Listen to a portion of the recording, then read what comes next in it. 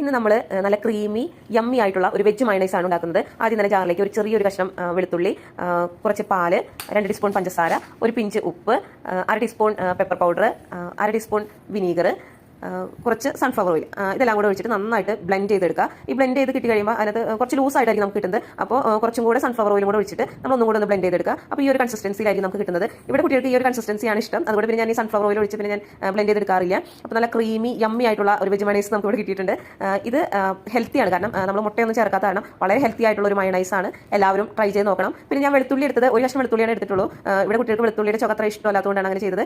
വേണമെങ്കിൽ 2-3 കഷ്ണം വെളുത്തുള്ളി എടുക്കാം കേട്ടോ. അപ്പോൾ ഇതെല്ലാവരും ട്രൈ ചെയ്ത് നോക്കുക. ഇനി അടുത്തൊരു വീഡിയോയിൽ കാണും വരെ എല്ലാവർക്കും നമസ്കാരം.